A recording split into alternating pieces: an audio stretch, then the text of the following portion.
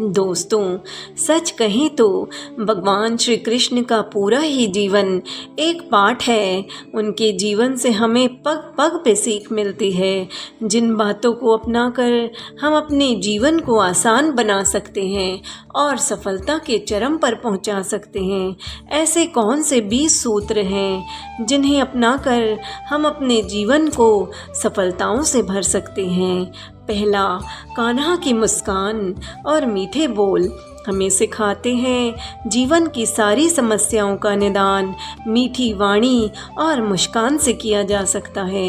दूसरा, काम, क्रोध और लोभ से बचना चाहिए। किसी भी विषय वस्तु की अत्यधिक चाह करने पर न मिले तो क्रोध आता है।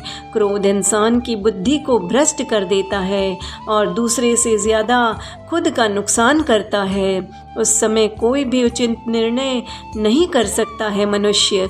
यदि वो कामना पूरी हो भी जाए तो इंसान में लोभ पैदा होता है, जो उसके पतन का कारण बनता है। तीसरा, कर्म करते रहना चाहिए।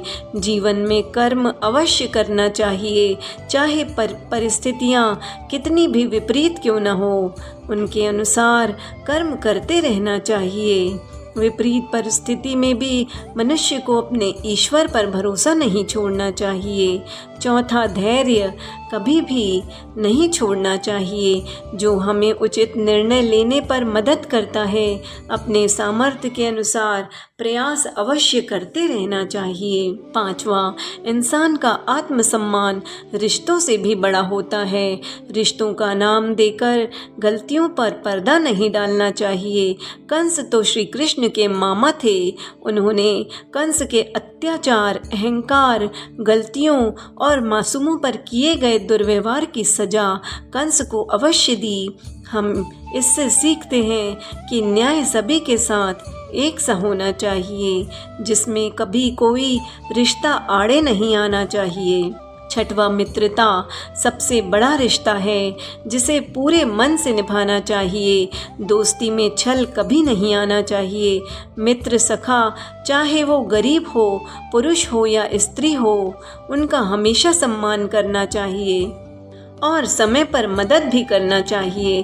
कृष्ण ने अपने मित्र सुदामा और द्रौपदी के साथ हमेशा मित्रतापूर्वक व्यवहार किया और उनकी सहायता की। खाना हमेशा प्रेम पूर्वक, सादा और पौष्टिक खाना चाहिए। उन्होंने कौरवों के व्यंजनों की जगह विदुर के घर स्नेह से परोसे गए भोजन को स्वीकार किया। माखन, मिश्री सदैव पसंद से खाते थे, जिनका भोग हम आज भी श्री कृष्ण को लगाते हैं। इसीलिए सदैव खाना सादगी पूर्ण ही खाना चाहिए। आठवां, मिलजुल कर काम करना चाहिए।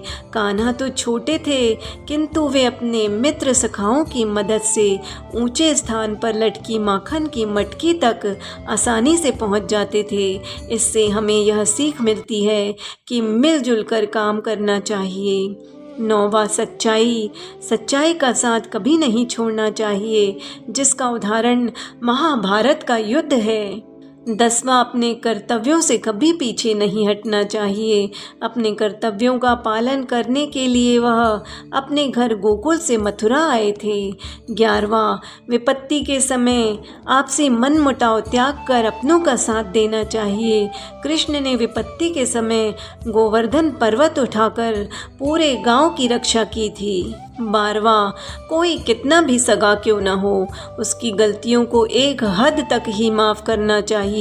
उस सीमा के बाद उसे अवश्य सजा देना चाहिए।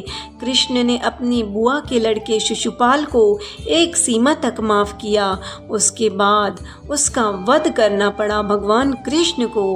13वां, समाज या लोगों की रक्षा के लिए अपने कदम पीछे करने पड़े तो उसमें कोई बुराई नहीं है। जरासंध से होने वाले युद्ध में ब्राह्मणों की रक्षा के लिए युद्ध स्थल से कृष्ण ने अपनी सेनाओं और खुद को पीछे हटा लिया, जिसके कारण उनको रणछोड़ के नाम से भी जाना जाता है।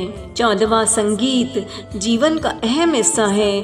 खुशी हो या परेशानी हमेशा साथ देता है, जिससे सकारात्मक ऊर्जा का निर्वाह होता है।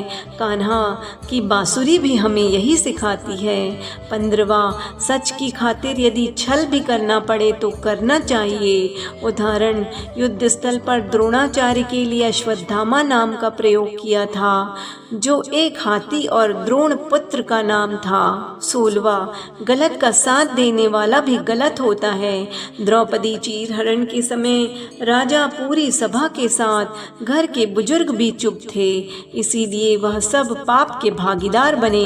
इसलिए हमें यह सीख मिलती है, कभी भी गलत का साथ नहीं देना चाहिए, चाहे वह कितना भी ताकतवर ओहदे पर क्यों न हो, संपन्न क्यों न हो। 17वां पृथ्वी के हर प्राणी और प्रकृति से प्रेम करना चाहिए।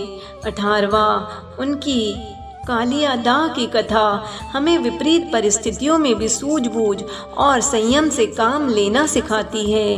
19वां नीति और कूटनीति के ज्ञान में कृष्ण ने अच्छा कोई सलाहकार नहीं हो सकता। किसी भी कार्य की सफलता उसकी रूपरेखा में होती है। राजनीति में जब सामने वाला शक्तिशाली हो तो कूटनीतिक ढंग से काम लेना चाहिए। 20वां श्री कृष्ण के अनुसार कुल कुटुंब से बड़ा समाज, समाज से बढ़कर है देश, और देश सर्वोपरि है, किंतु देश से भी बढ़कर होता है धर्म, संस्कार और सत्य, जिसकी रक्षा हम सबको करनी चाहिए। यदि धर्म का नाश हुआ तो देश और समाज का पतन निश्चित है। इससे हम अपने धर्म की रक्षा करना सीखते हैं। श्री कृष्ण के जीवन की ये बातें हमें सीख देती आई है और हमेशा सिखाती रहेंगी। ज़रूरत सिर्फ इतनी है कि हम इन बातों को अपने जीवन में कितना अपनाते हैं। दोस्तों, इसी तरह अध्यात्म और धर्म से जुड़ी हुई जानकारियों को पाने के लिए हमारे चैनल को लाइक, शेयर, सब्सक्राइब अवश्य करिए। साथ ही बेल आइकन ऑल पर क्लिक कर दीजिए।